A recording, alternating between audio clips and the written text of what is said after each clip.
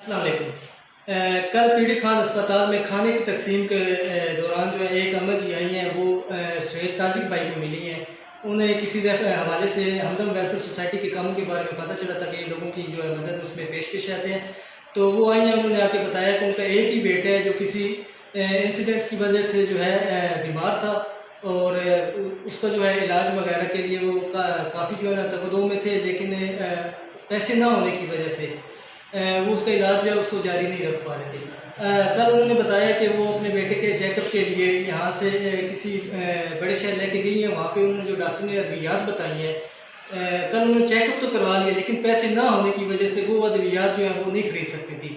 तो कल इस सिलसिला में वो फिर सुहेल भाई को मिली हैं। सुहेल भाई ने उनसे अम्मा जी को तसल्ली दी है कि इंशाल्लाह हम आपके लिए कुछ ना कुछ करेंगे और आपको जो है ना वेरिफिकेशन के लिए हम इंशाल्लाह आपका जो है ना 10 या 15 मिनट के अंदर अंदर हम आपसे रब्ता करेंगे और आपके जो घर विज़िट करेंगे। तो यहाँ पे खाना तकसीम करने के फ़ौरन बाद सुहेल भाई उनके साथ मैं भी था।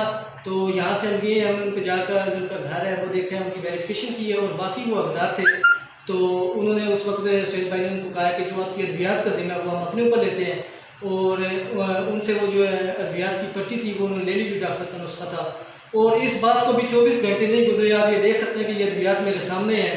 ये तकरीबन ये मेरे पास बिल भी मौजूद है, ये तकरीबन 9 से 10 हज़ार रुपये की अद्वियात है जो वो लोग नहीं खरीद सकते थे। तो ये 24 घंटे के अंदर अंदर उन्होंने ये अद्वियात ख़रीद के आज हम इंशाल्लाह उन तक पहुँचा रहे हैं। तो आप लोगों को बताना ये था कि हमदम वेलफेयर सोसाइटी जो है दूसरी इंसानियत की खिदमत में पेश है।